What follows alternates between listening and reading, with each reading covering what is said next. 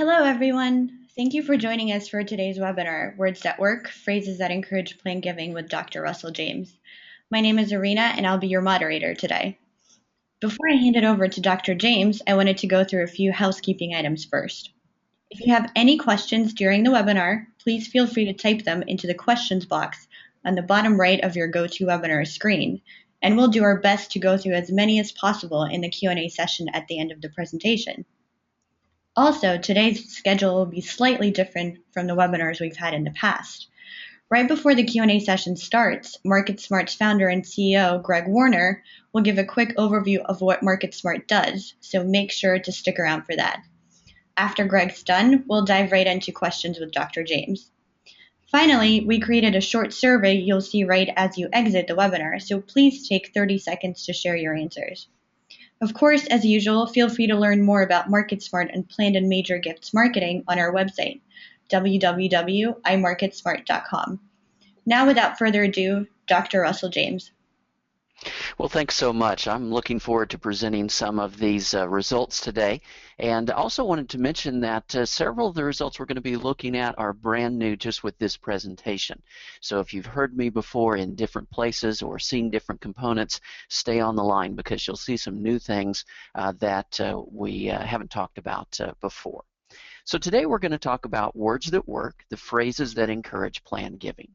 But before I jump into some of those results, I want to give you a little bit of background that I think can be helpful in understanding how we should think about these conversations. We're going to be looking at results, and these results come from 20 different survey groups. These survey groups include nearly 10,000 participants, and these results were collected during 2013 and 2014. And the fundamental goal of all of these different surveys was to uncover the messages and the phrases that work to encourage planned giving. But before we jump into those, let me give you a little bit of theory. It's one of the problems that comes along with having to listen to a professor. You have to listen to a little bit of theory. And here's the concept that I'd like for you to think about. And that is the idea of understanding philanthropy as synthetic family. And when I use that term synthetic family, what I mean more formally is this, is that we need to understand that philanthropy is a social act that uses the mechanisms of family bonding. Now, of course, I don't want to say that just as a claim, but instead I want to share with you some of the science that goes and supports that claim. First, if we take a look at the very first neuroimaging study that looked at charitable giving decision making, we learned a couple of things from that study. We learned that charitable giving is rewarding, very much like actually receiving money, but that it was unique in that it uniquely involved oxytocin-rich social attachment brain regions. So what's the big deal about these oxytocin-rich brain regions? Well, the big deal is that oxytocin is a neuropeptide, a hormone that's used across the animal kingdom in mammals for both maternal and romantic love. Oxytocin is what we might call the family bonding hormone. Well, it turns out that after this neuroimaging study was done, then we had a more direct test of the effects of this family bonding hormone in a study where the researchers injected oxytocin. It's actually injected as a nasal spray rather than through a needle. And they found that after increasing oxytocin through this injection, it increased the participants' subsequent willingness to make financial gifts. That is, it increased giving. Now, I know what you're thinking. The practical application of this research finding is not, let's figure out a way to surreptitiously squirt something up the donor's nose before we ask them about making a gift. It is instead to realize that we now have direct evidence that this family bonding hormone increases the willingness to engage in charitable giving. Well, we don't have to shoot something up somebody's nose to increase this family bonding hormone. A later study found that human touch, when followed by a small gift, elevated oxytocin levels and subsequent charitable giving. Now, if I was to share with you that the idea of shaking a hand, putting an arm around somebody, sharing a donor premium or small gift from the organization, if I was to tell you that these were useful ideas in charitable giving, it wouldn't surprise you. Those are used in fundraising everywhere. The surprising piece is actually to understand that it appears the mechanism by which some of those things work is through this family bonding hormone, again suggesting that philanthropy uses family bonding mechanisms. Then when we turn to bequest giving, we see some of the strongest behavioral evidence that charitable estate giving is a form of synthetic family, because if we look, the strongest statistical predictor of charitable bequest planning is childlessness. In fact, if you have two otherwise similar older adults, one who donates substantially, volunteers regularly, and has grandchildren, the other who never donates, never volunteers, but has no children or grandchildren, the second person is statistically at death than the first. That's how powerful of a factor it is. And then finally, there was a study that emphasized that philanthropy is in fact a social act. This was another neuroimaging study that showed that charitable giving generated greater activation in brain reward centers when observers were present watching the decision being made. So there's more reward involved if people observe our being philanthropic and charitable. And then finally, perhaps the most sophisticated neuroimaging study of charitable giving has found that charitable giving is in fact predicted by neural valuation. We can tell in the scanner the likelihood that the person is going to make a gift, and that valuation integrates input from two regions. One that has to do with understanding another person's perspective, but it turns out it's not enough to understand that perspective. You've also got to have empathy with that perspective. And if you combine those two factors, that predicts the likelihood of financial sharing. So that's a bit of the theory, that's a bit of the research basis for this one concept, the idea that philanthropy is synthetic family, and specifically meaning philanthropy is a social act using the mechanisms of family bonding. Well, let's now turn that to some practical usefulness. The first suggestion that comes out of this in terms of how do we phrase our descriptions of planned giving is this idea. And that is the idea that family words, and by family words I mean simple language and life stories, that family words will outperform formal words. And formal words here, we're talking about technical terms, contract terms, or market, that is exchange words. So here's the idea. We operate our lives in different frames of mind, different perspectives. Two of those frames of mind are the social realm and the market realm. When I'm in the social realm, it's all about my identity, and I in fact will help people because of who I am. The basic idea here is that social or family norms, those are norms, that is a framework that encourages giving. But the market or contract realm, when we are in that frame of mind, that is not a giving frame of mind. That is a frame of mind where we're thinking about transactions by formal contract, and we're thinking about how do I get the best advantage. So the suggestion is social or family norms encourage giving, but market contract norms do not. So the suggestion from that, use family language rather than market language. A simple definition of family language is this. Would you say this in a normal conversation with your grandmother? If the answer is no, you might be over in the formal, legal, or contract terms. So let me share the first result. And in this case, what we did is we had people who were filling out surveys, and they were expressing their level of interest, 7 different response categories as to how interested they would be in different charitable transactions. One group of people got a description of a charitable remainder trust that began with the phrase, make a gift. The other group got the exact same description, except instead of starting with the phrase, make a gift, it started with the phrase, make a transfer of assets. So make a gift, very family friendly language, whereas make a transfer of assets, very market oriented language. Did it make that big of a difference? And by the way, when we ran this test, we didn't blow up the first few words. I'm just doing it here so you get a sense of the difference. Well, when we look at the difference, we see the difference was actually really dramatic. When we look at those who indicated they were interested now, and here I'm collapsing 3 different categories of levels of being interested now. There's also 3 different categories of people saying not now, but in the future, and then 1 response, which is I will never be interested.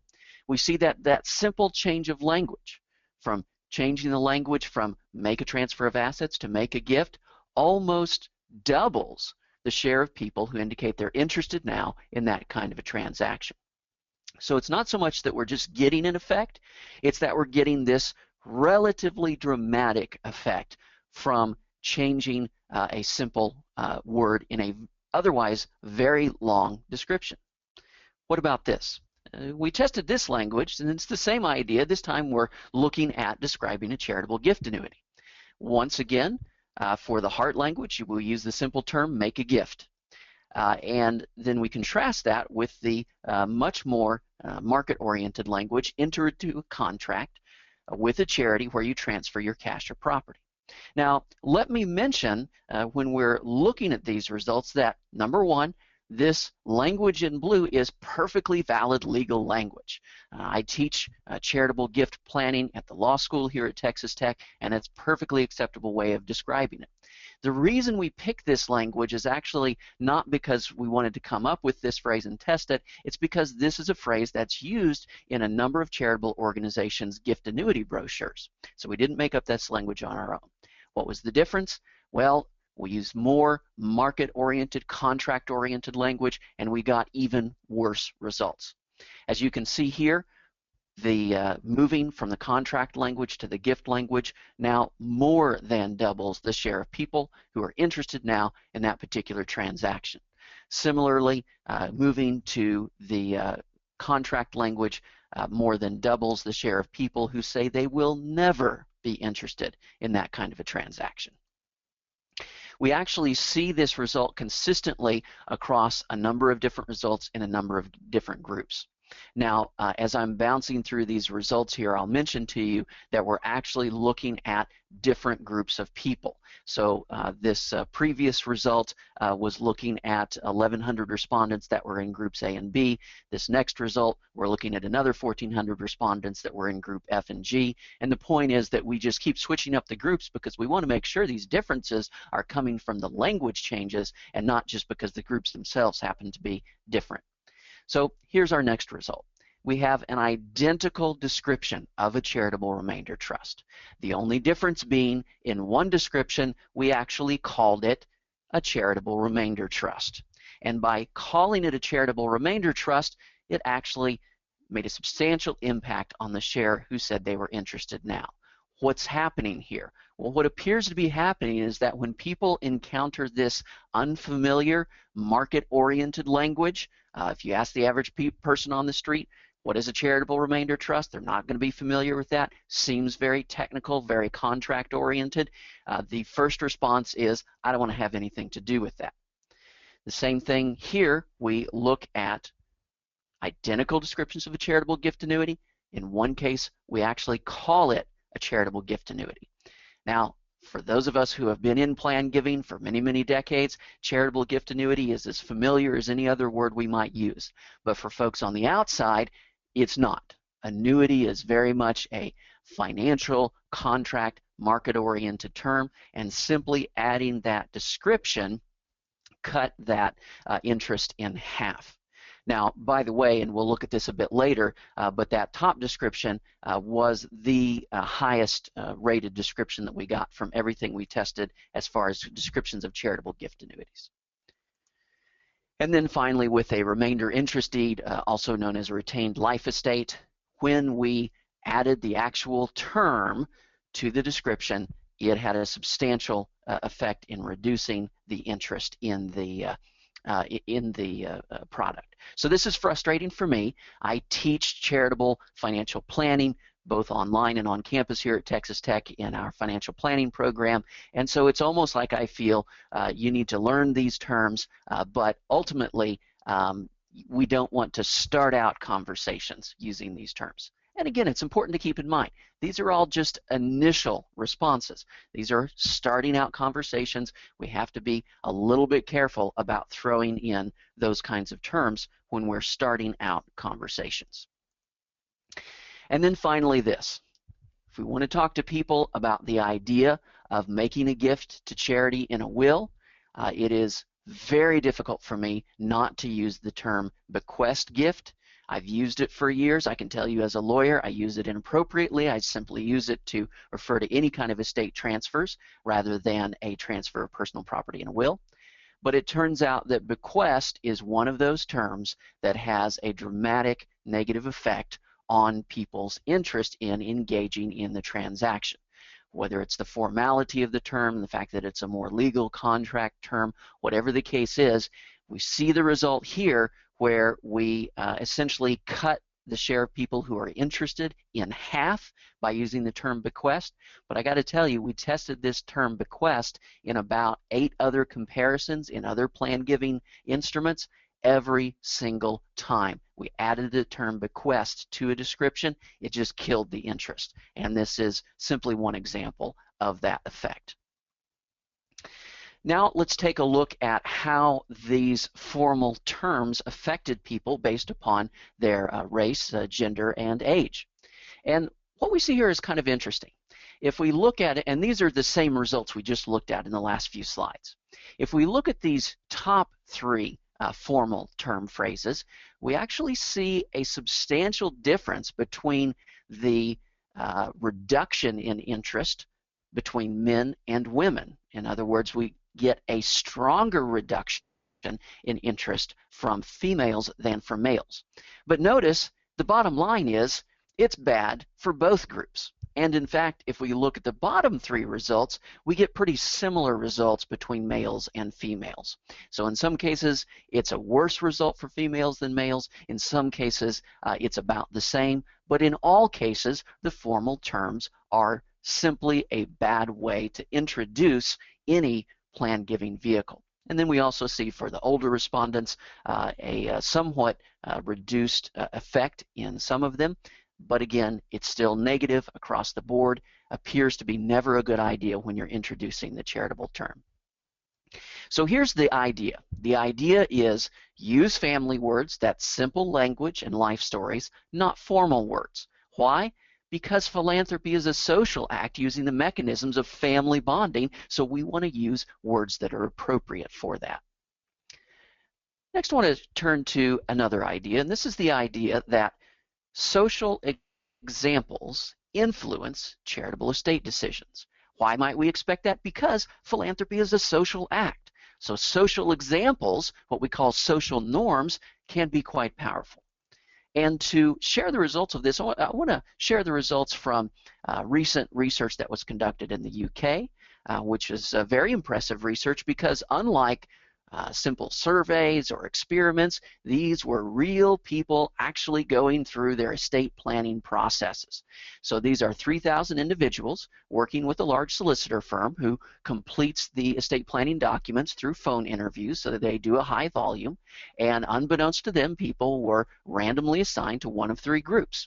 One group went through the normal estate planning process. There was no reference to charity. The second group had the exact same process, except they were asked, would you like to leave any money to charity in your will? The third group was also asked, but in addition to the ask, they got that one sentence that is what we would call a social norm sentence, starting with the phrase, many of our customers like to leave money to charity in their will. So the question is, did this make a difference? And the answer was yes, it made a dramatic difference. We double the share of people who are including a gift to charity in their wills by simply asking the question, and then we triple that share of people if we start with the social norm statement. So a really powerful result here because, again, this is not just a survey. This is not just some weird experiment in a lab. These are real people going through their real will drafting processes as a normal matter of course. We also got a second result here, and I believe this has to do with individuals who named a specific dollar amount, or this is in the UK, so it would be a specific pound amount. And if we translate how many pounds they're leaving into US dollars, what we see here is that the social norm not only tripled the share of people who were leaving money, but it approximately doubled the amount of money they were leaving among those who listed a specific financial amount, as opposed to a percentage of the estate. Now, what do we see when we look at our survey results back here in the US? Well, when we look at our survey results, we actually see pretty strong confirmation for this same idea found in the UK research. We've already seen the bottom two lines of this result. It shows that if you add the term bequest, that kills interest. It's much better to say, make a gift in my to charity in my will. But now we can actually bump that result up even higher if we add a simple social norm statement. Many people like to leave a gift to charity in their will. Are there any causes you would support in this way? When you add in that social norm statement, now we get a substantial increase in the share of people interested now, and a substantial decrease in the share of people who say they will never be interested in doing that. So notice what a dramatic difference just a slight change in phrase can be. If you survey your donor base and it comes back and you use the bottom line description, comes back and says only 12% of people are interested in doing this. But if you ask the question the right way, putting in that social norm statement, it'll come back with something closer to the 30% who indicate they have some interest in doing that now. Now I want to change gears a little bit, and this is switching to a different survey. And in this survey, this one had a little over 4,500 participants in it. What we're looking at is trying to compare the difference between people's willingness to make a current gift and their willingness to make a bequest gift. And there I go again using the term. I'll apologize in advance. I can't quit using it. I need to learn how. So what we're looking at here is to understand what is their willingness in an identical description to make a current gift versus a bequest gift, and we want to test that willingness with regard to 40 national charities. Now, what we found amongst all 40 national charities was that it didn't matter whether the charities had a very high level of interest in making a gift or a relatively low level of making an interest in a gift. Every single charity had a gap. That means people were substantially more willing to make a current gift than to make a bequest gift. So the research then looked at the question of what can we do about that? In other words, what messages can we communicate that might close this gap? So the results you're looking at here, this is for the group of people that was our baseline comparison. They didn't receive any messages between answering the giving question and then answering the bequest question. But our other groups received messages after they answered the giving question, but before they answered the bequest question, and we wanted to test the effectiveness of those messages. So the first couple of messages we tested, one was a spendthrift heirs formal evidence, and that's where we shared some national statistics on how quickly heirs tend to blow the money they inherit, so why not do something useful along the lines and also do something charitable, sort of the argument. And then there was another series of messages that provided formal evidence about the social norm that Americans tend to leave money to charity. And we showed some survey results that showed agreement with that concept. So what do we see? Did we have an effect on this gap? The idea is we want to close the gap by having these messages that occur after they say how willing they are to make a gift, but before they say how willing they are to make a bequest gift. And we do, in fact, see some impact. Spendthrift heirs, the formal message had a little bit of an impact, not much. It actually had more of an impact on our older respondents. Social norms, that was more effective for the group as a whole. And then if we were able to combine both the spendthrift heirs message and the social norms message, we were able to actually improve the results a bit more. But then we wanted to turn to something that used these concepts. We've already got the concept that social examples influence charitable estate decisions, and we see that in the results where the social norms intervention had a pretty good impact. But now we want to combine that by using family words rather than the formal evidence. We want to use family words to set that social norm. So in this case, we want to use life stories as a way to set social examples that influence charitable estate decisions. We also are pointed towards doing this by some other research. Dr. Claire Routley in the UK did research where she conducted qualitative interviews with a number of people who had included charities in their estate plans and asked them why did they pick the charities they picked. And to summarize her 400-page dissertation, I'll just pull out this quote where she says, when discussing which charities they had chosen to remember, there was a clear link with the life narratives of many respondents. So we're seeing this importance of life stories. And in fact, if we look at some of the neuroimaging research that I've done here at the Texas Tech Neuroimaging Institute, we see supportive evidence that charitable bequest decision-making actually emphasizes visualized autobiography brain regions. So we're looking for autobiographical stories. Where did we get those stories? Well, we borrowed them from Leave a Legacy.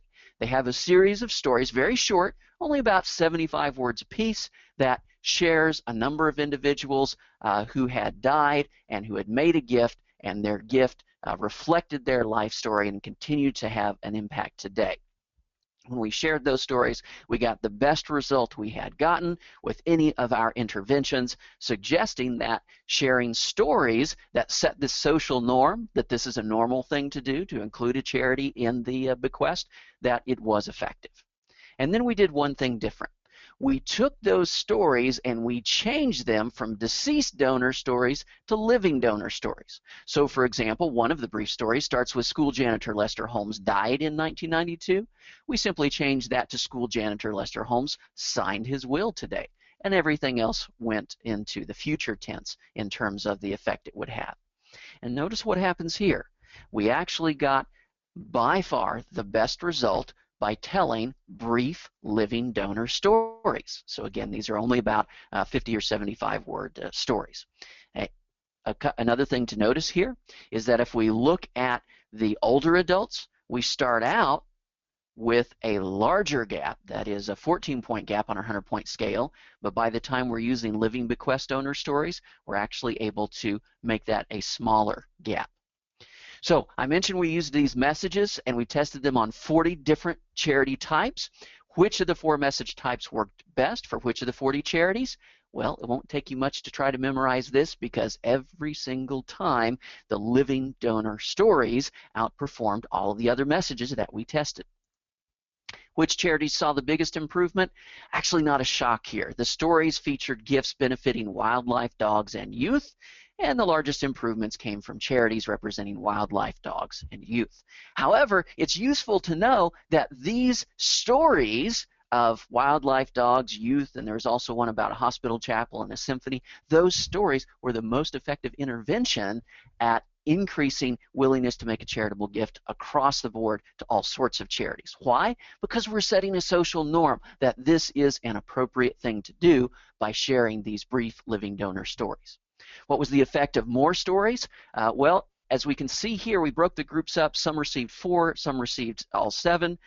And as we added more stories, first, if we just told 4 deceased donor stories, we were able to drop that gap to a 6.8. If we did all 7, it dropped to a 6.6. If we mixed in some living donor stories, it dropped to a 6.0. If we just told the 4 living donor stories, it dropped to a 4.8. And finally, if we shared all 7 living donor stories, it dropped to a 4.1 gap. Notice again how we start out with the older adults. We start out with a much larger gap, but by the time we're telling all 7 living donor stories, we've actually got a much smaller gap in that group.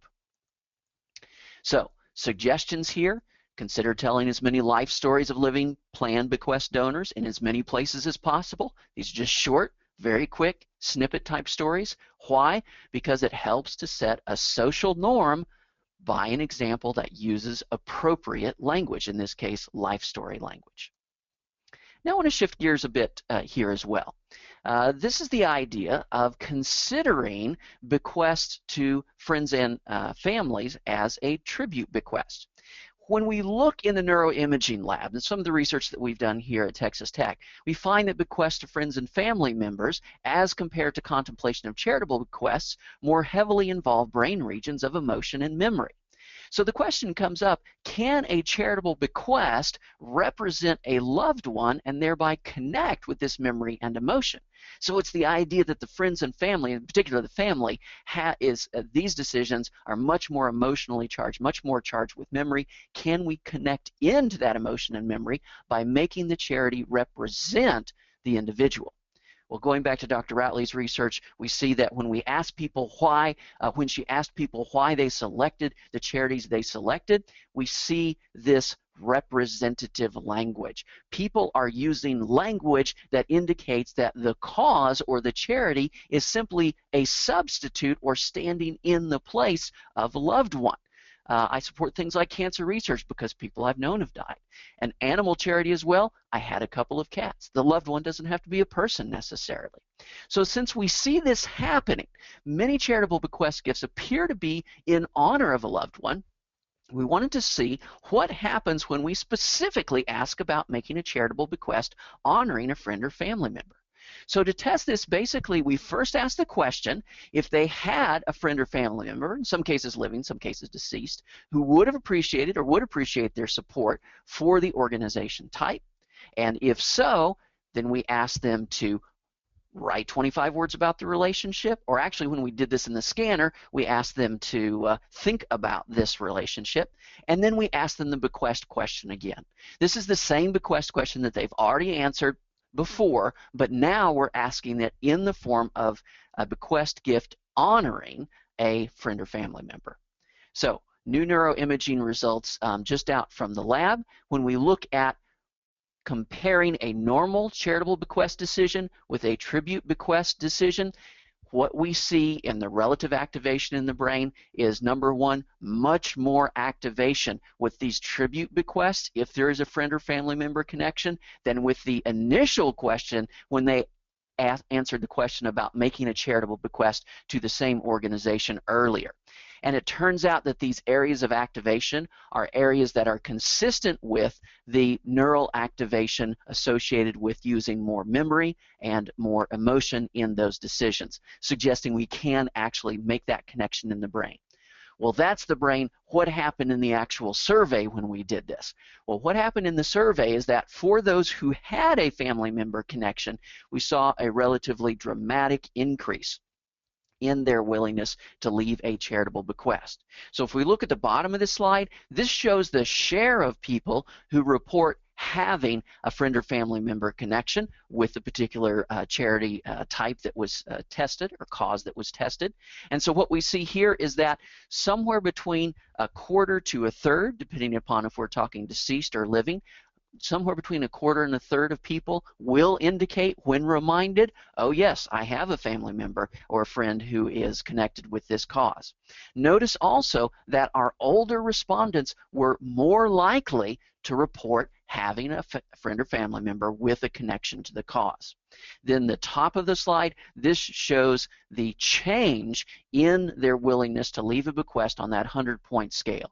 Notice this is fairly dramatic because we only started with a 10-point gap, a 10.2 gap for those between their willingness to make a gift and their willingness to make a bequest gift. And now when we do this intervention for the share of people for whom it's relevant, we're actually completely eliminating that gap in many of these cases. Another neat thing is because we looked at this intervention in some cases after we had delivered other messages, we could see whether or not this can be stacked on top of the other motivational messages, such as the living donor stories. And the answer turns out to be absolutely. You can stack this on top. So if we compare the before and after effect among the groups that had previous messages or didn't have previous messages, we see no reduction in the effectiveness of this message. So you can stack it on top. And of course, if you get these kind of differences and you're stacking that on top of, for example, donor stories, what we see is that at the end, people are actually having a negative gap, meaning that at the end of the intervention, they are more willing to make a charitable bequest gift than their initial interest in making a current gift, suggesting that we've completely eliminated the gap, at least for those individuals who report having a friend or family connections. Did this tribute bequest work better or worse for different kinds of organizations?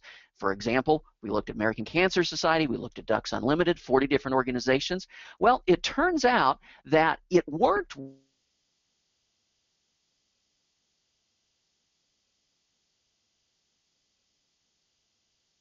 weighing the share of people who indicate that they have a family or friend connection with the cause. Okay? And then the right-hand side shows the impact, that is the before and after difference in their willingness to leave a charitable bequest. So if we look at those, and here we're looking at living connections, if we look at the top 4 cause types that were most likely to have a family or friend connection, we see that these causes are more likely to have people who have this family member connection, but the impact of that connection is slightly less. It's still substantial. We still get, close to a 9-point bump. But if we look at some of these other cases, let's take, for example, the AIDS-related organizations. People are much less likely to report having a family or friend connection with an AIDS research organization than with, for example, a cancer research organization. But notice the hit. Notice the bump that we get for those who do have that connection. After they're reminded of that connection, we see a much larger increase in their willingness to make a charitable bequest. So bottom line is, this actually worked pretty well for all of our organization types, just it worked for different reasons for different types of organizations. Some organizations much less likely to have that connection, but when they do, boy, it really has a big hit. Others much more likely to have the connections, but maybe a more modest impact of being reminded of those connections. Did the tribute bequests work better or worse for different family members? And what we see here is that tribute bequests are more attractive for ascendants, not for descendants, and definitely not for friends. So the first result we're seeing here is the simple association with the relative interest in making a tribute bequest, and then the check marks showed that that these were positive significant factors in a different statistical analysis called multivariate regression. So what we're seeing is that people are interested in leaving these tribute bequest gifts for example, family members, grandmother, mother, grandfather, aunt, uncle, but they're not interested in doing this for descendants. So much less interest in doing this, for example, for a daughter or a brother or friends. And so again, this is where people, and it sort of makes sense. You don't leave a gift in honor of a child, you leave them cash. But it might be kind of weird to leave cash to an aunt, or perhaps the aunt's no longer alive, and so you do have to have something to substitute for the person. How do we bring up this conversation? How can we start this conversation? Well, the suggestion is this. When we tested different ways to describe this in the surveys, starting with the term honor a friend or family member was quite effective. So this was our most effective description we have to this point, and that is the idea of honor a friend or family member by making a memorial gift to charity. Now, again, you'll notice the ones that didn't work out as well, not only are we putting the friend or family member towards the end, but we're actually using the no-no term, which is bequest, which every time we use it kills interest. So we see that again here. How do we implement this in real life? Well, this I've stolen from Phyllis Friedman, where the suggestion is if you're using a checkbox for folks that if you're asking them if they've included the organization in the will, why not go ahead and include this separate line that says my gift is checkbox in honor of or memory of and relationship. What does that do? What that does is for everyone who glances at the reply card, it lets them know this is possible. That's actually a really powerful intervention. in that 2014 survey. So that's the results we just looked at.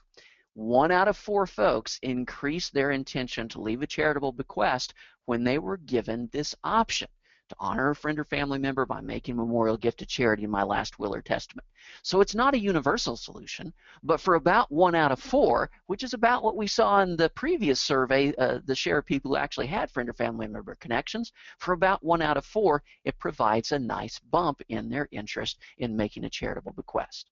So bottom line here, the suggestion is to ask about friend or family member connections and share the option of honoring a family member by making a tribute gift to charity in the will. Now let's talk about this concept, because this is important to keep in mind, especially to interpret some of the other results that come out from different surveys. If we remember that philanthropy is a social act, then we've got to worry about this social desirability bias. What I mean by that is this. If you ask people directly, they're going to be unlikely to report giving as motivated by personal benefits. People do not want to admit that their giving is motivated by personal benefits, such as tax deductions. So we can't look at the effects of mentioning tax deductions by asking people, are you motivated by tax deductions? Why? Because giving is a social act. And if you ask them to admit, yes, I'm motivated by these benefits that I get, it destroys the social nature of the act. Instead, we have to measure it directly by comparing different descriptions of charitable giving products. And what we see when we test those different descriptions is that including the information about getting a tax deduction in the description is a positive way to first describe the charitable giving instrument. So here's what we see here. These are 3 different ways that you can describe a charitable gift annuity. The core phrase, make a gift that pays you income for life, is the same in all 3 descriptions. We start with the bottom description, no reference to tax deduction. Then the middle description, where we add a reference to tax deduction at the end. And then finally, the top description, where we start with the tax deduction information.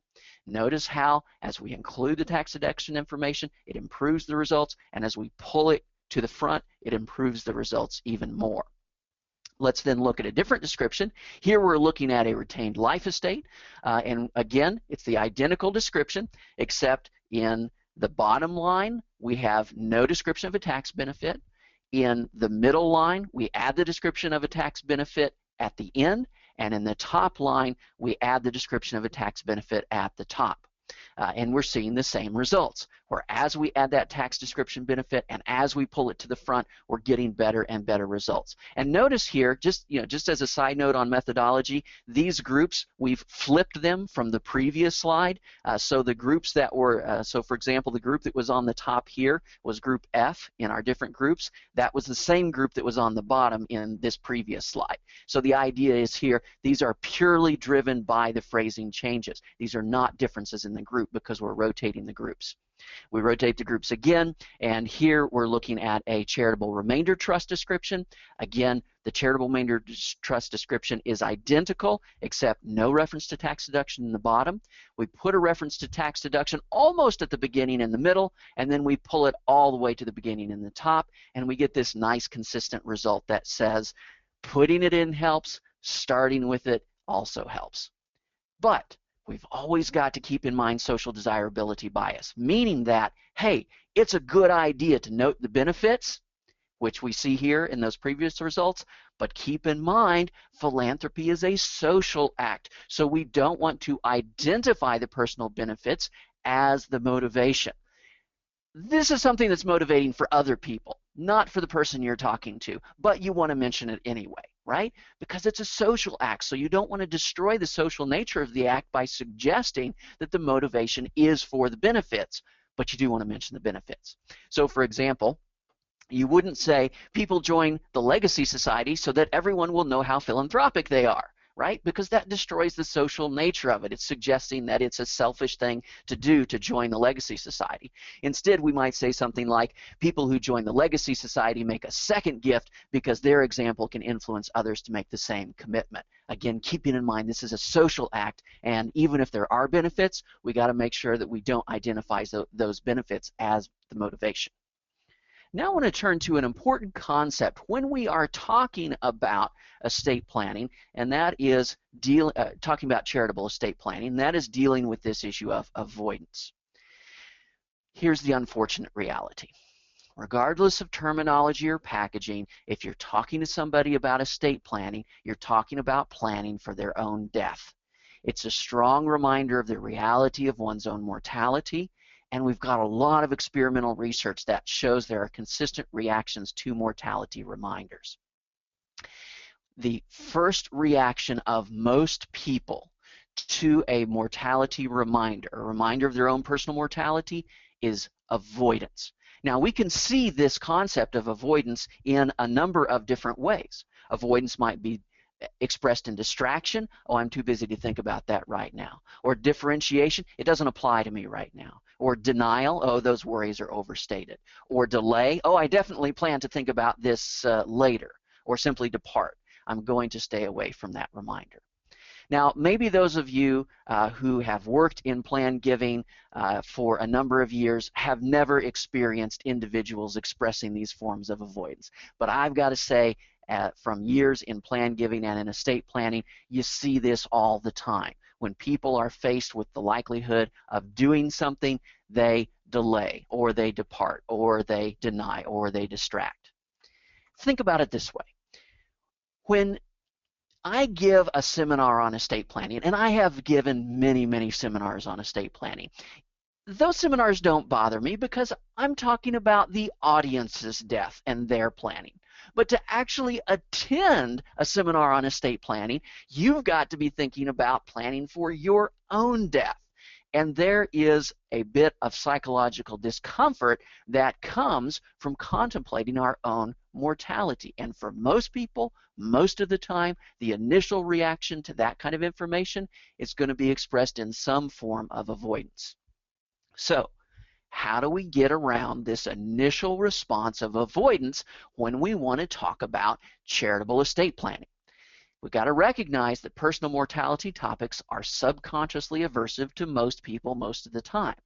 So the suggestion is, when possible, wrap them in other topics to sidestep this initial avoidance response. You might think about this as communicating obliquely, or the spoonful of sugar that makes the medicine go down. I think if you look at a number of successful approaches to introducing planned giving into a conversation, you will see this oblique communication as a common theme. So let's look at some examples. What do I mean by communicating obliquely? Well, I'm talking about where you just happen to communicate about planned giving in the context of doing something else. So perhaps instead of a seminar on charitable estate planning, I might have a seminar on stories from the front lines, the cause and those who make it happen, where I'm going to share stories about the nonprofit work, but also the planned giving donors who make it happen. Or maybe I want to talk about something that's benign, like tax smart giving, making a bigger impact with less cost. And in the context of that non-death related general topic, I'm going to drop some knowledge about including an individual retirement account beneficiary, gift planning strategies, including a gift and a will. Or here's this, the oblique conversation, which I think is a very effective way of bringing up the topic, and I've stolen this from Jeff Comfort at Oregon State University. If somebody was to ask me, so what's new at Texas Tech? Because in a donor conversation, that usually is something that happens once the small talk is over. What's new at the organization? Well, what I'm going to do is a 4S method, where I share 3 brief stories, and then the 4th S, very important, is to shut up. So when we get to the point in the conversation, what's new at Texas Tech? I'll tell a couple of sentences about, well, we've got a new coach, not really working out so well right now, but hopefully it'll turn things around for the football team. Oh, we've got a new building on campus. You'll have to come by and take a look at that. It's very exciting. Oh, and Mary Smith did a neat thing. Did you know Mary? She graduated 2 years before you. No? Well, Mary signed a new will that one day will endow a permanent scholarship for financial planning students.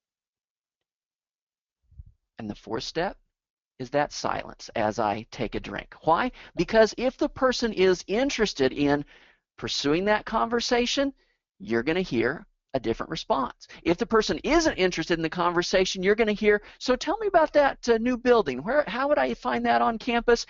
They're able to very comfortably avoid the topic, talk about something else, but notice what you've done. You've shared a living donor story, which to this point is the most effective method that we've seen for changing people's attitudes.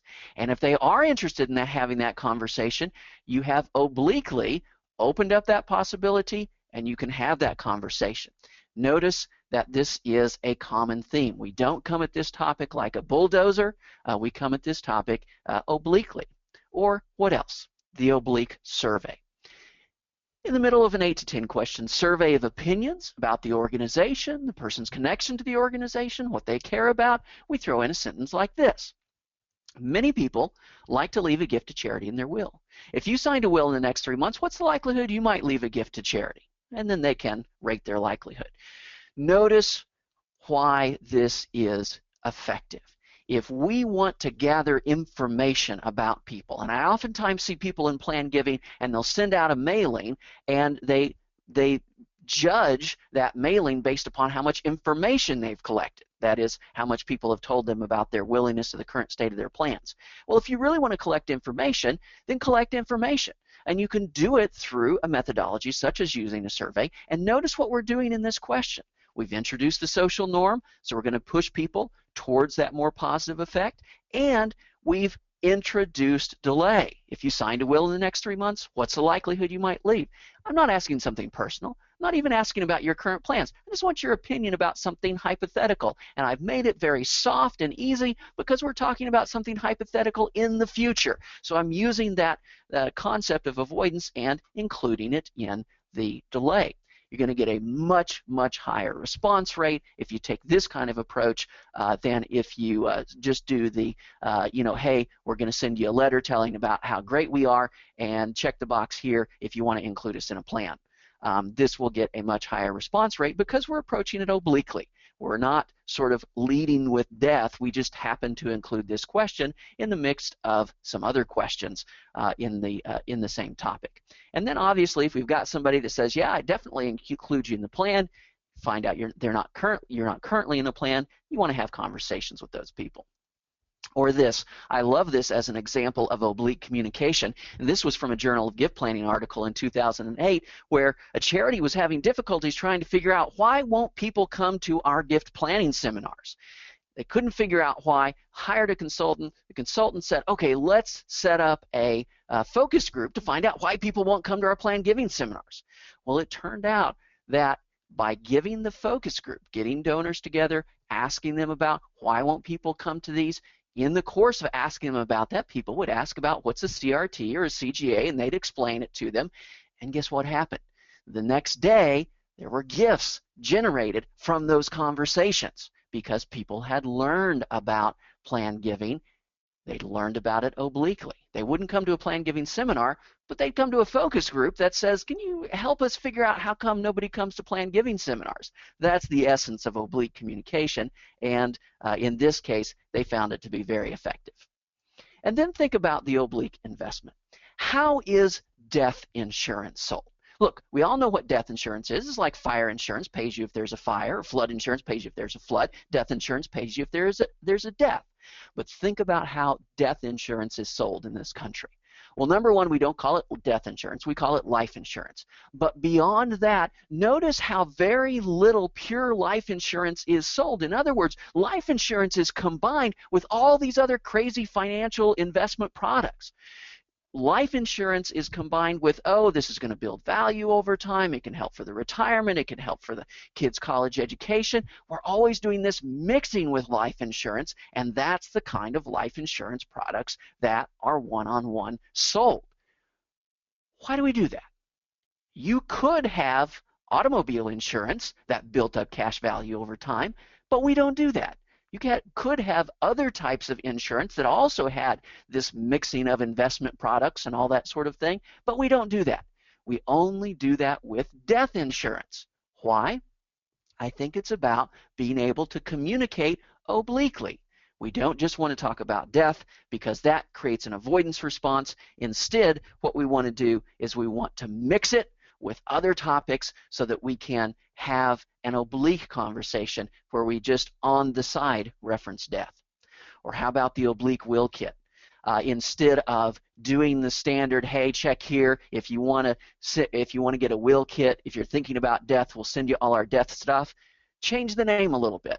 How about many friends of our organization love our new publication, making your giving cheaper, easier, and smarter.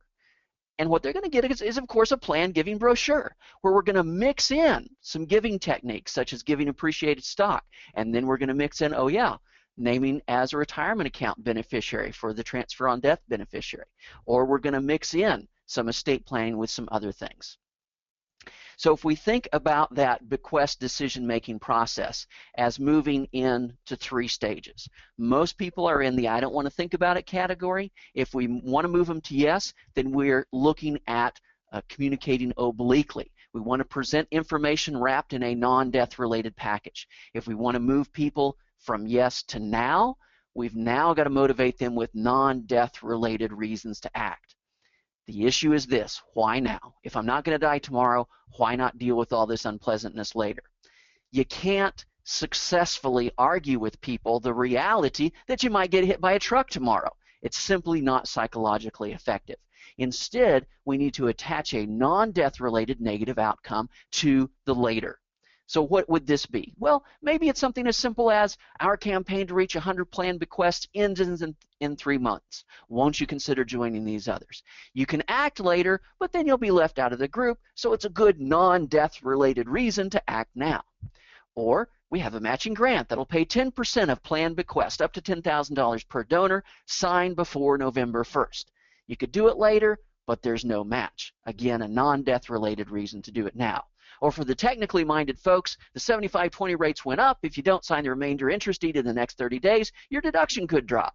Or the 75-20 rates went down. If you don't fund the CRT or CGA in the next 30 days, your deduction could drop. Again, we're giving a reason to act now that's not death related. Or how about this? To show a strong leadership commitment in this planned giving push, we'd like to announce 100% board participation by the fall banquet. Can we count you in? Simple checkbox: I commit to complete an estate plan with a gift to the organization within 6 months. Why do we do this? We do this for 2 reasons. Number 1, that card is not threatening because we've included delay in the choice. That is one of the ways to express an avoidance response. I don't like the topic, but yeah, within 6 months, I'll get around to doing that. Now, will checking the box cause someone to act? Probably not. But what does cause them to act is the fact that they've made this public commitment, and you can now call them up on the phone. Really appreciate your commitment to make this bequest. We do have that fall banquet coming up. Can I check back in a month to see how that planning process is going? Well, this is a non-death related reason to go ahead and get the planning done, because otherwise you're violating the pledge. So again, the idea here is we want to move people to yes by presenting information in a non-death related package, and we want to move people to now by motivating action with non-death related reasons. Let's now look at a few other results of interest in words that work. First, let's take a look at age and gender differences. One of the things that we find across a variety of surveys is this increased share of resistance to bequest giving and planned giving among older adults. Now, notice where the resistance is coming from. It is not that in general older adults are all moving to become more resistant. Instead, what happens is we kind of see a hollowing out of the undecideds. So we don't have much of a change among those who say they're definitely interested now when we look at the older respondents compared to the younger respondents. Those numbers are about the same on the share of folks who are definitely interested now.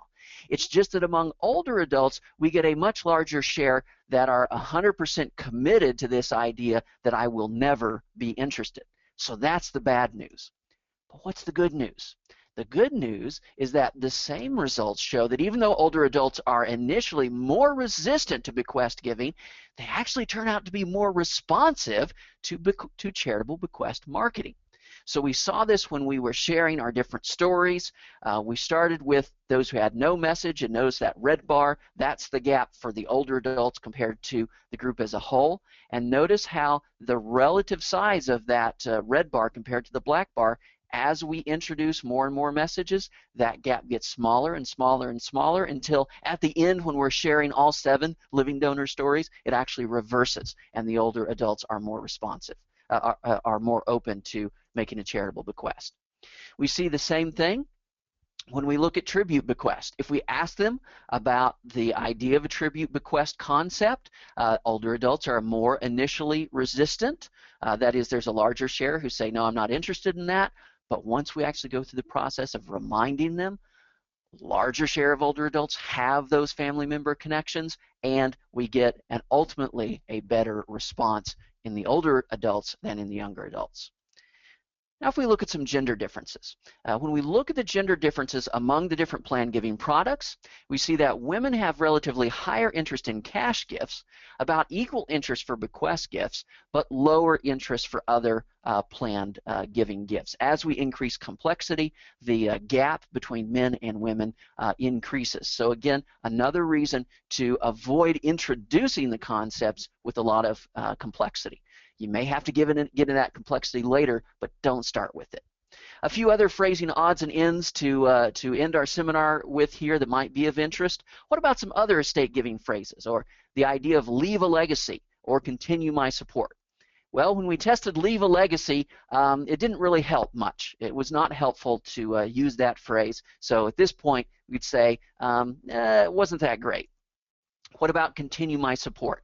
Continue my support actually had on net a positive result. Now, there was some mix, there were some versions, some cases where it wasn't as good as other cases, but once we did the full analysis and controlled for all the characteristics of the different people responding, it was on net slightly positive. So if you like using continue my support of the organization through a gift in my will, feel free to continue to use it. Any special phrasing for bank account or retirement account TOD beneficiary designations? You know, we didn't find a magic bullet here. The only thing that we found is that if you let people know that you can name a charity as a transfer on death beneficiary for some percentage of a bank account, that seemed to help just a bit. But again, we didn't get huge response differences here in our transfer on death designation. Of course, well, I'll mention that in just a minute. Does it make a difference if you say make a gift or leave a gift? Not really. We didn't see any difference. Pick whichever one you like and use that. And again, here we tried to substitute a transfer on death beneficiary description with something that used the word bequest.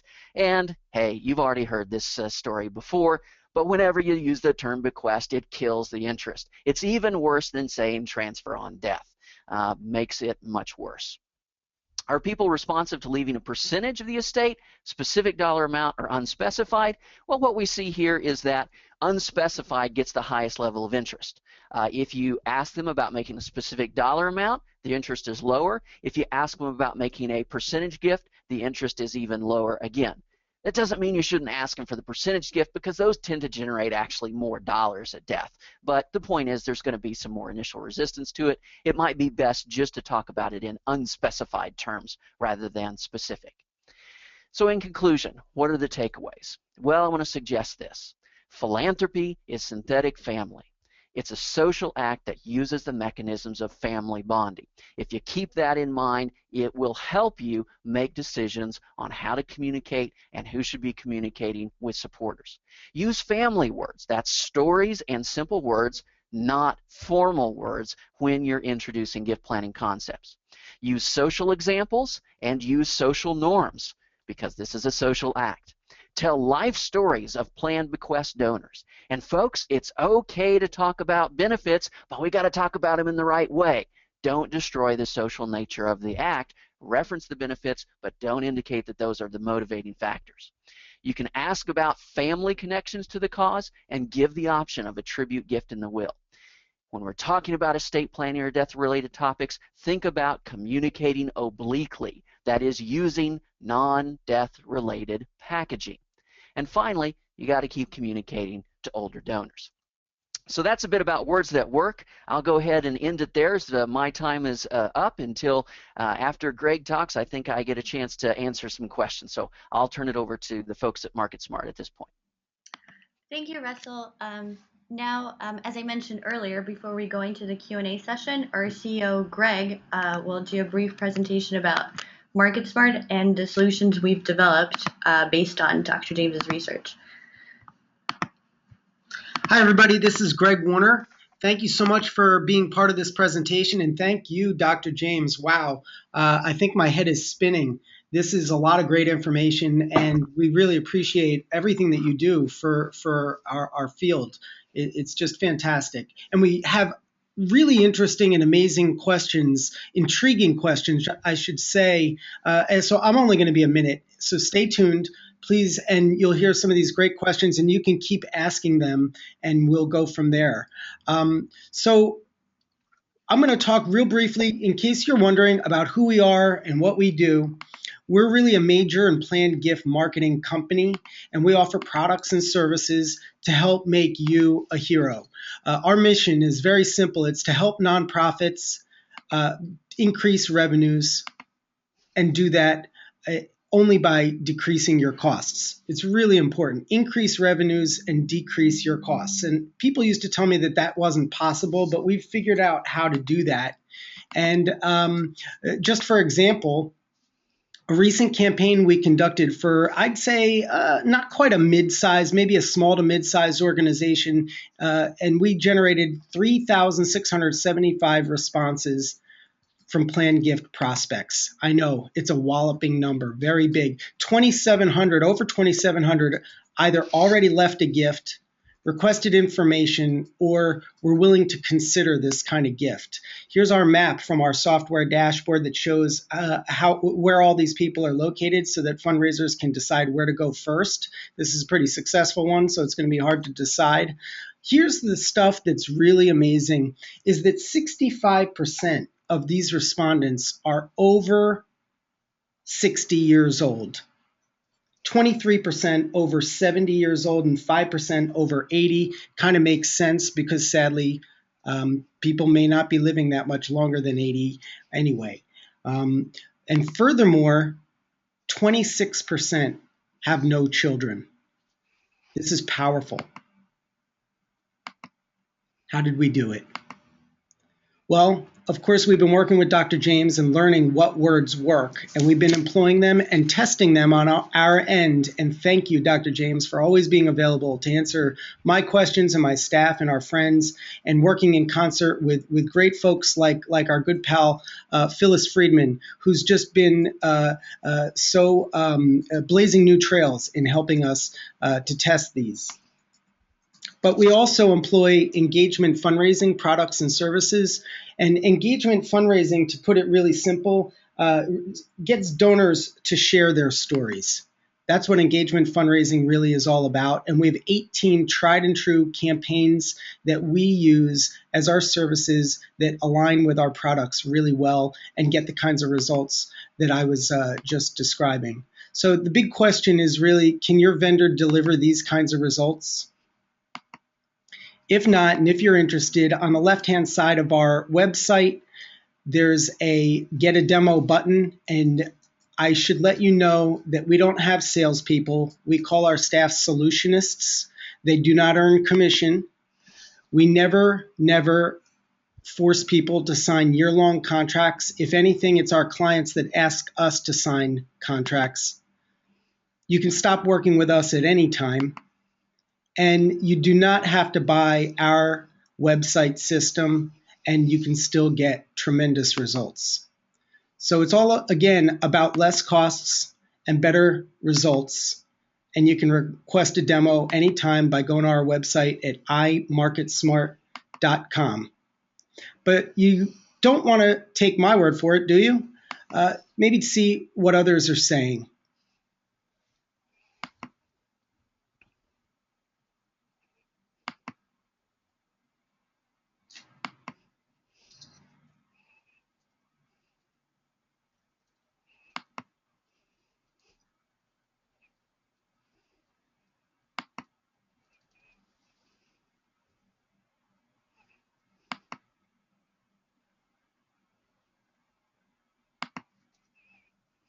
Oh, and who's that guy? Thank you very much, Dr. James. And now we'll turn it over to you to talk about the questions that we've got, and Arena, of course. I will wait and hear Rena share the questions because I can't see them, so I'll just respond as she reads them off. Yes, thank you, Greg. And so we already have a bunch of questions. And sorry for that. So we'll get right into it. The first one is philanthropy and legacy, are those one of the formal terms that we should avoid as opposed to charity and giving? Absolutely. Again, I'm finding these results and I'm looking at these huge impacts, but I've been in planned giving field, either studying it or being a planned giving officer for decades, and it's hard for me to change. So I keep using terms like bequest and philanthropy, but absolutely, those are terms that I think we don't want to lead with when we're talking with donors. The idea of using those simpler terms, I absolutely agree with that. Now, how quickly am I going to be able to change my language? Well, I don't make any promises on that. I'm still working on it.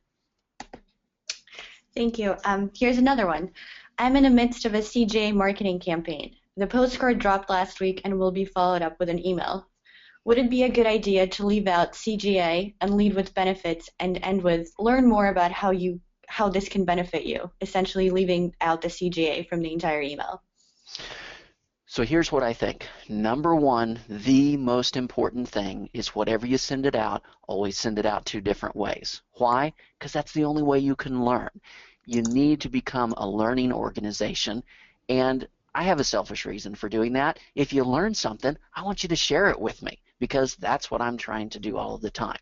Now, if you want to know what should you test, I can tell you from the seminar, and I know it's going to be posted online, that the best language that we came up with was that I shared near the beginning. Let me see if I can bounce back to that. So the strongest language was receive a tax deduction and make a gift that pays you income for life. That was a language that started with the benefit, the tax deduction benefit, and didn't use the term charitable gift annuity. So what I would encourage you to do in that initial communication, take out CGA, take out charitable gift annuity, but only take it out of part of your half of your items that you send out, and see if you can find a difference. Then I think you become a learning organization, and you get to a point of being more confident in doing the right things the right way. So those are my 2 suggestions. Obviously, from what we've found, using the term charitable gift annuity, especially with that nasty financial term annuity in there, it has really a negative impact. So I'd suggest you take it out, but more than that, I'd suggest take it out and test it, because then you'll have a much greater confidence in the language that you're using. And if you ever test anything, tell me what you find. I would love, and I'll keep it confidential if you don't want anybody to know what organization you're with, but this is what I do. I'm a researcher. I'd love to find that out. Or if you want to find phrases to test, if you're willing to do A/B tests, I'm more than happy to share my suggestion on phrases just for the satisfaction of seeing what works and what doesn't work. Great, thank you. Here's another one. What role does the length of time the individual was associated with the charity play in the possibility of a bequest, given all these necessary emotional connections? So when we look at, and these are different results that don't have to do with phrasing, but when we look at the likelihood of making a charitable bequest, one of the key factors is consistency in donating. So if you have somebody, maybe it's only $100 gifts, but if they've been consistent over many years as a giver, that's going to be a top prospect. Now, I do have to admit that it doesn't matter what their consistency in giving is. Almost even with completely consistent giving, that's not going to be more powerful of a predictive factor than childlessness, but you can't base your entire campaign off of just childless individuals. So if we're not dealing with childless individuals, then the next most important issue is going to be their consistency in giving.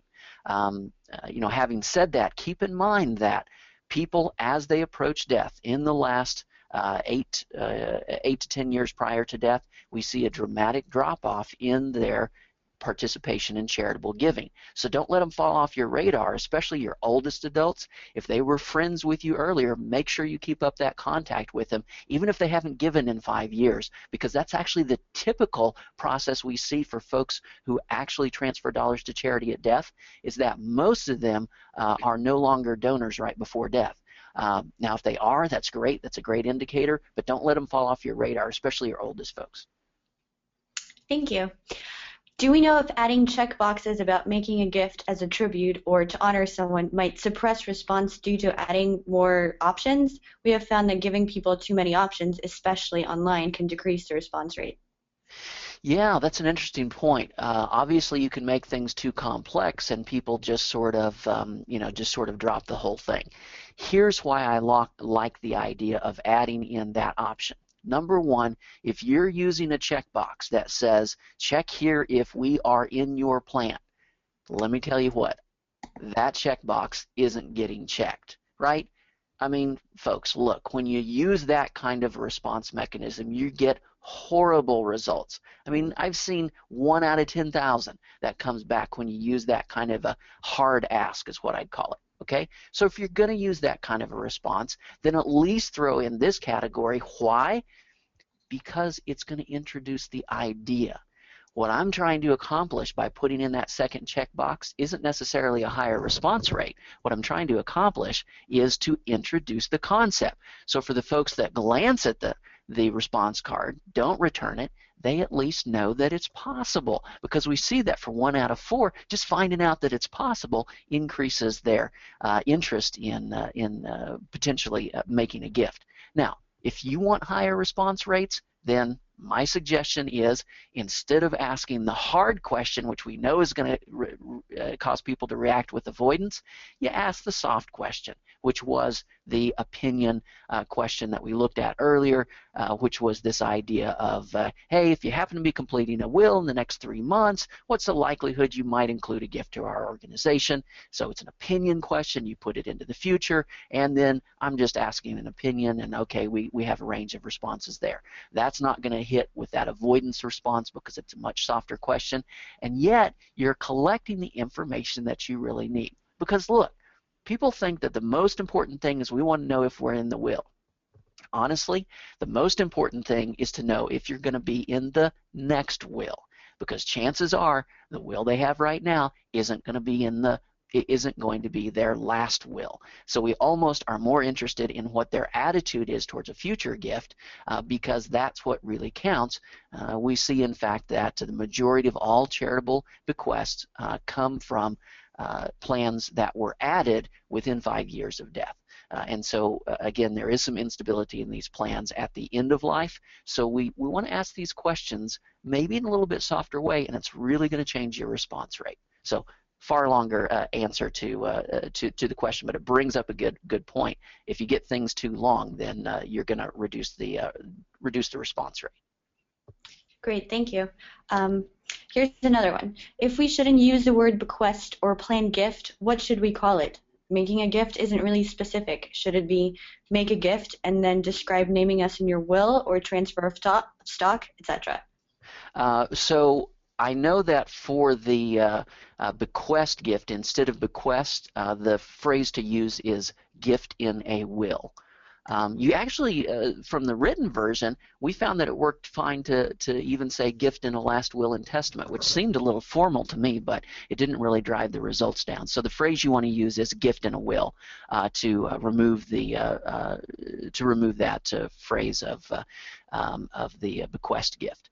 And when it comes to describing other plan giving vehicles, again, the idea is to just try to keep it simple language. This idea of the family-friendly language certainly helps a lot when we're looking at that terminology.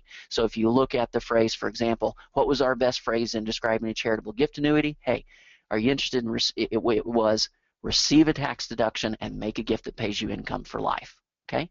It's not that that's a magical phrase, it's just that it's really simple, leads with the benefit, all of the words are relatively short, and that's what we got our best result with.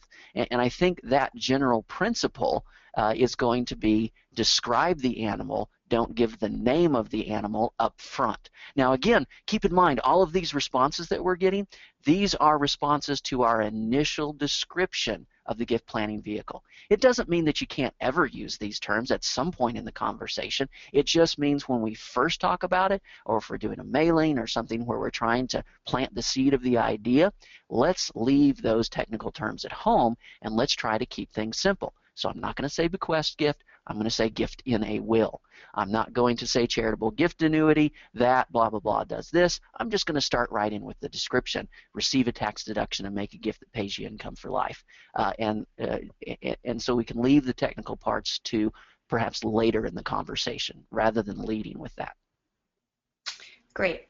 Do you agree that the words legacy and gifts and wills should both be used, as different people misunderstand both, so using both increases our chances of being understood? So this is what we found so far. We found that using the term legacy wasn't helpful. Now, there have been other commentators who have suggested that the term legacy is not good because it seems a little, it's like something that is for really wealthy people, because it's kind of this grandiose idea. I'm not sure why it seems to have this slightly negative effect to it. So at this point, I haven't seen any results that show adding that term legacy increases interest. It seems to decrease interest slightly. I mean, it's not terrible. It's not like using the term bequest, but it does seem to decrease interest slightly. Gift in a will, is that complex? Does that create confusion? From a formal sense, I could say, well, gift in a will, that's not describing gift in a living trust or gift on a transfer on death designation. Here's a couple of things to keep in mind, though. Gift in a will was actually the highest positive response rate we got. When we were trying all the different ways to describe a transfer on death or pay on death designation, we couldn't get that interest level anywhere near as high as the interest level in gift in a will. So it seems like that's kind of a good thing to lead with. And then when we get into the conversation, we might want to mention, hey, by the way, your will probably doesn't control anything, because these transfer on death, who is your IRA beneficiary, who's your life insurance beneficiary, all of those things are going to control before your will. And then maybe we can get into some of those technical conversations after somebody says, yeah, I want to leave a gift in the will. At the end of that conversation, we may end up having them leaving the qualified plan or IRA money to the charity, because that's a great income tax benefit for the heirs. But I think we want to start out with something simple like gift in a will. Yes, I know it is technically not covering all the different kinds of estate transfers you could make, but it's the most positive way to start the conversation so that people don't have that initial negative reaction to the technicality.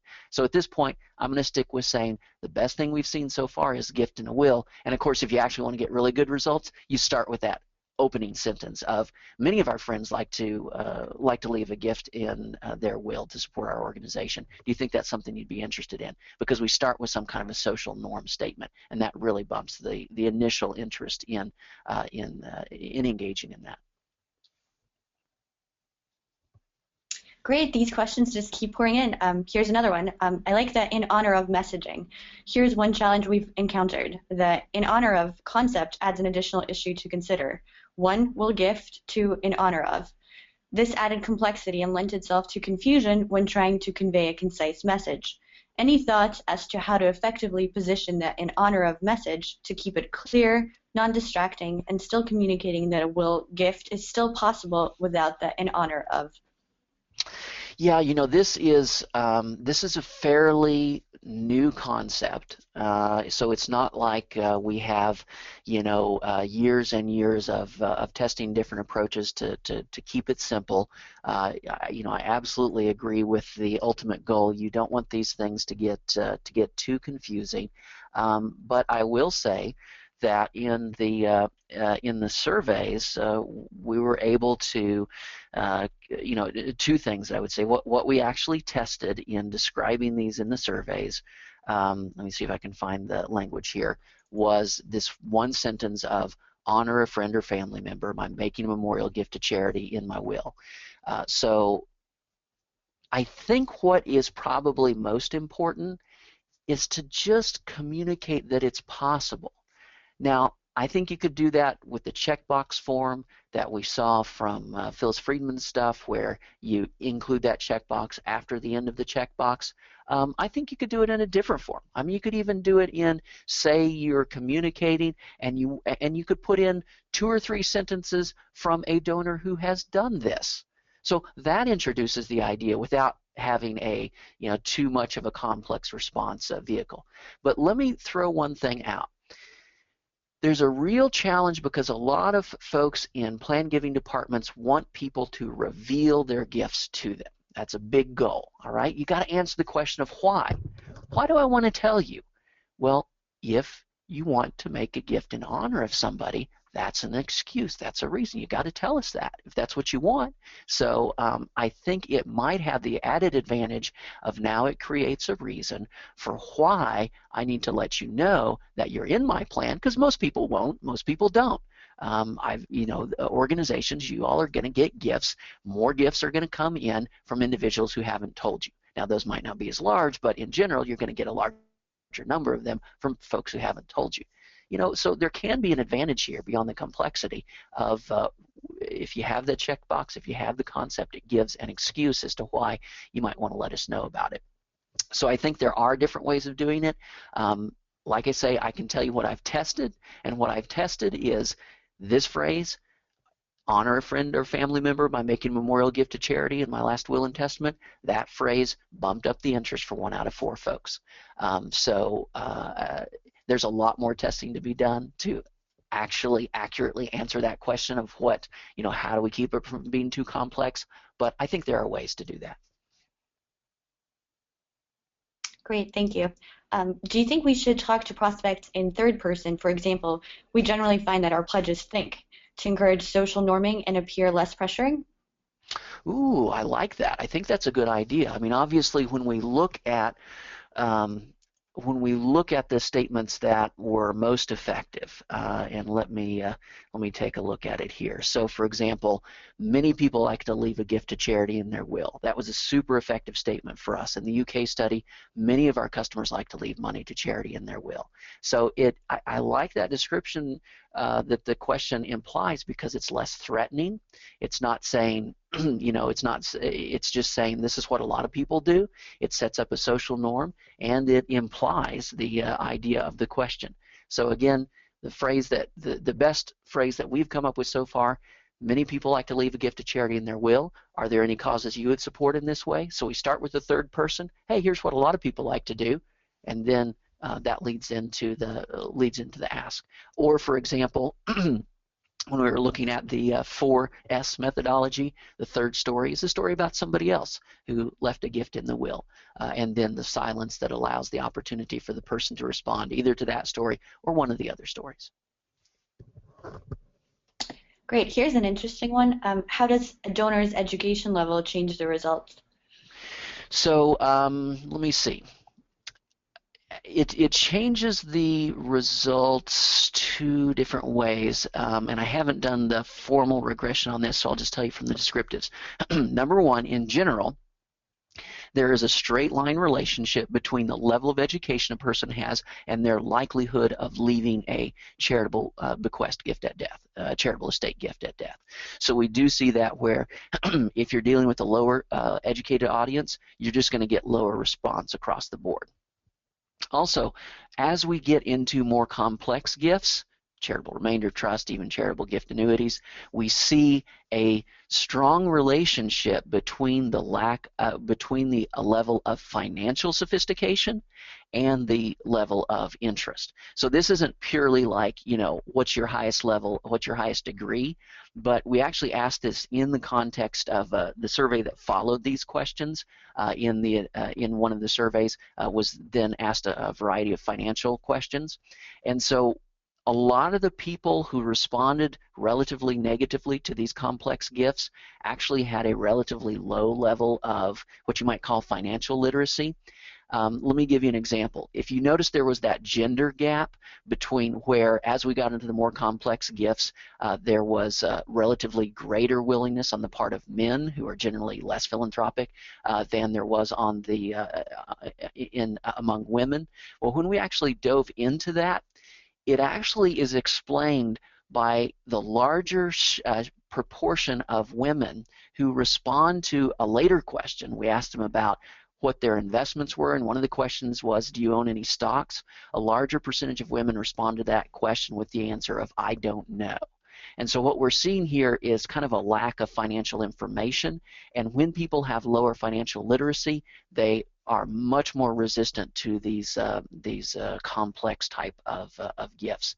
It also, I'm going to speculate, it also causes a much greater negative response to that financial information up front. But we actually get that response kind of across the board. So even among those who are more financially sophisticated, it just wasn't as attractive when we started with that kind of financially sophisticated, contract-oriented language. But I think it's worse for less educated groups, less financially educated groups. But it was actually negative for folks across the board. Great. Here's another, still a couple more, so just bear with me. Did you test the term will or trust? Many of the attorneys in our network and development staff in our supporting organizations prefer to include the word trust. Oh, that's good. I didn't test that. I'm writing it down now. So come back in a year, I'll have more results, and we'll test the term will or trust. That's perfect. So the answer is no, but now coming soon because of your question. Thank you. Great. Did you see any differences arise from the participants' ethnic backgrounds or the regions they lived in? So I don't. I have not run the ethnicity analysis. I can do that, ethnicity.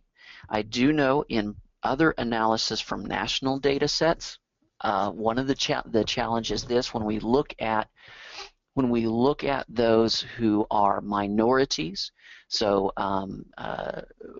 those who are white, who are comparing non-Hispanic white to Hispanic and African American, when we look at those who are minorities, among those who have estate planning documents, the minorities are actually not less likely to include a charity. In fact, if you control for wealth differences, they are slightly more likely to include charity.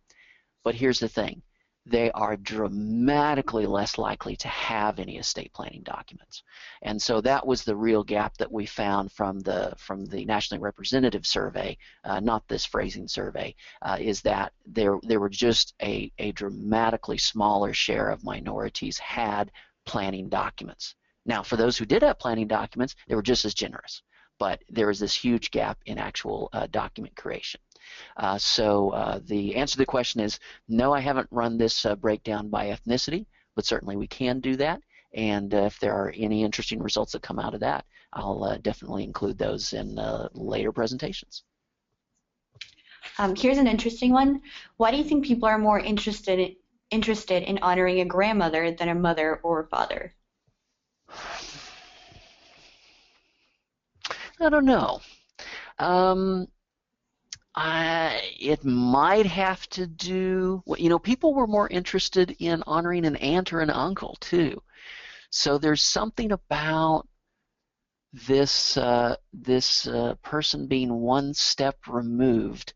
Maybe it is that there was a greater interest in honoring folks who were deceased family members, so maybe more likely to have a grandmother deceased than a mother deceased. And so, because if the person's deceased, you can't leave money to them. You can only do it in a sort of tribute fashion. So you really do need a charity or something else that can substitute for the person. Maybe that's driving the results. I haven't run that analysis, so I'm not sure. I'm sure there's some fantastic deep psychological result from that one, but I'm not sure. All I know is that it's there. I'm not sure why it's there. Great, and I think this will be the last question. Should we ever talk about quote-unquote estate plans? Yeah, I haven't tested the term estate plans, so I don't know how negative that is. But there's another important part of that question, which is the should we ever. The results that I'm sharing with you here are people's initial reaction. Okay, so what I'm emphasizing here is, folks, let's avoid these formal contract market technical terms when we're introducing the gift. Does that mean that we should never get into complexity? Well, number one, I think you need to be ready to get into complexity if you are asked, and there will be some technically minded folks that somewhere along the way are going to ask. And there are some cases where we may need to get into the complexity, hopefully after we've sort of asked, established that it's something that they want to do, we know it's something they want to do, and now maybe we have to deal with the technicality here or there. And so, you may not be able to get around that. The results that we're looking at here are more about how do you initially introduce this concept, and then perhaps have the conversation. So hopefully if we can push the technicalities off till later, or after we've established that the idea is something that they're interested in, something they kind of want to do, now that we've established that, then maybe we can get into some of the more technical stuff. So a substitute for estate planning would be great. Again, at this point, the only thing we've tested is a gift and a will. That tests quite well. Great. Thank you so much, Dr. James. I think this concludes the webinar today. We'll be sending out the recording in the next few days. And as you exit, you will see a short survey. So please take 30 seconds to a minute to give us your answers. That would be super helpful. Again, thank you so much, Dr. James. Thanks a lot. Thank you. Have a great day. Bye-bye.